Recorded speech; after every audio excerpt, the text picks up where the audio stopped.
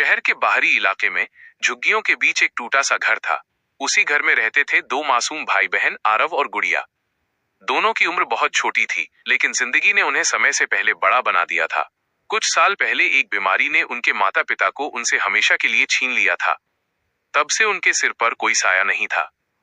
माँ बाप के जाने के बाद उन्हें मजबूरी में अपनी चाची सुधा देवी के साथ रहना पड़ा।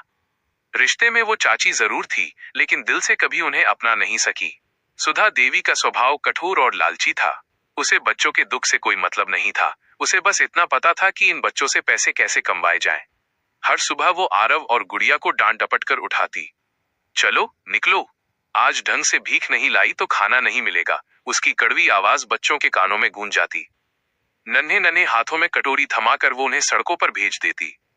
दिन भर धूप, धूल और लोगों की बेरुखी झेलते हुए दोनों बच्चे भीख मांगते।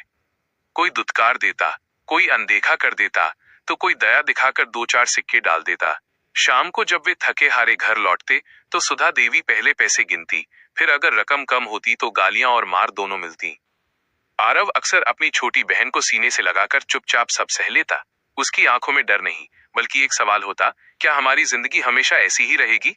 एक दिन की बात है, दोनों बच्चे एक मंदिर के बाहर बैठे थे। तभी वहां एक अधेड़ उम्र का व्यक्ति आकर रुका। उसका नाम था मोहन।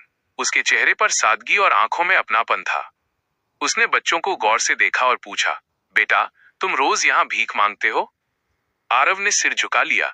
मजबूरी है बाबूजी, घर में कोई और रास्ता नहीं। मोहन कुछ देर चुप रहा, फिर बोला, मजबूरी गलत काम को सही नहीं बना देती। तुम मेहनत क्यों नहीं करते? भीख इंसान का स्वाभिमान छीन लेती है। गुड़िया ने मासूमियत से पूछा, लेकिन हम क्या काम कर सकते हैं? मोहन के चेहरे पर हल्की मुस्कान आई। अगर चाहो तो बहुत कुछ। मेहनत करने वाला कभी भूखा नहीं मरता। उस दिन मोहन ने उन्हें बूट पॉलिश का काम सुझाया। जाते जाते वो कुछ पैसे भी दे गया और बोला, इन्हें संभाल कर रखना और एक नई शुरुआत करना। आरव ने वो पैसे बहुत संभाल कर रखे। कई दिनों तक दोनों ने आधा अधूरा खाना खाकर थोड़े थोड़े पैसे बचाए। आखिरकार उन्होंने बूट पॉलिश का सामान खरीद लिया। पहली बार जब आरव ने किसी की जूती चमकाई, तो उसे अजीब सी खुशी हुई। उसने गुड़िया से कहा, देखना, अब हम भीख नहीं मांगेंगे, चाहे कुछ भी हो जाए। गुड़िया ने सिर हिलाकर हामी भरी, लेकिन ये खुशी ज्यादा दिन टिक न सकी। एक दिन सुधा देवी को इस बात का पता चल गया। वह आग बबूला हो गई। तुमने मेरी इजाजत के बिना ये सब कैसे किया? उसने सारा सामान उठाकर जमीन पर पटक दिया।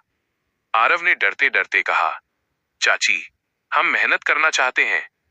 उसकी बात पूरी होने से पहले ही थप्पड़ पड़ा। गुड़िया चीख पड़ी। सुधा देवी ने दोनों को बेरहमी से पीटा और चिल्लाई, मेरे घर में रहना है तो वही करोगे जो मैं कहूं, नहीं तो निकल जाओ। उस रात दोनों बच्चों को घर से बाहर धक्का दे दिया गया। आसमान में काले बादल छाए थे। तेज बारिश शुरू हो गई। सड़क के किनारे बैठे आरव और गुड़िया कांप रहे थे। बारिश की वजह से कोई बूट पॉलिश भी नहीं करवा रहा था। भूख ने शरीर को कमजोर और आंखों को बेनूर कर दिया। कई दिन यूं ही बीत गए। कभी किसी मंदिर की सीढ़ियों पर रात कटती, कभी किसी दुकान की छत के नीचे। एक दिन रेलवे स्टेशन पर अफरा तफरी मची हुई थी। अनाथ बच्चों को पकड़कर अनाथालय ले जाया जा रहा था। डर के मारे बच्चे इधर उधर भाग रहे थे। भीड़ में गुड़िया का हाथ आरव से छूट गया। एक ट्रेन चलने को थी। गुड़िया डरकर उसमें चढ़ गई। आरव उसे पुकारता रह गया, गुड़िया, गुड़िया, लेकिन आवाज भीड़ में खो गई। ट्रेन में गुड़िया को एक अमीर दंपत्ति विनय और शालिनी मिले। उन्होंने गुड़िया की हालत देखी, उसकी कहानी सुनी और उसे गोद लेने का फैसला किया। गुड़िया को नया घर, नए कपड़े, नया जीवन मिला, लेकिन उसका मन हर पल अपने भाई को याद करता रहा। उधर आरव अकेला पड़ गया। भूख और मजबूरी ने उसे तोड़ दिया। जिस भीख से वो नफरत करता था, उसी के सामने उसे झुकना पड़ा। एक दिन रेलवे स्टेशन पर भीख मांगते हुए आरव की नजर एक जानी पहचानी आंखों से टकराई। भैया! आरव की सांसें थम गईं। वह गुड़िया थी। दोनों एक दूसरे से लिपटकर रो पड़े। विनय और शालिनी ने सारी कहानी सुनी और बिना देर किए आरव को भी गोद लेने का फैसला कर लिया। नई सुबह।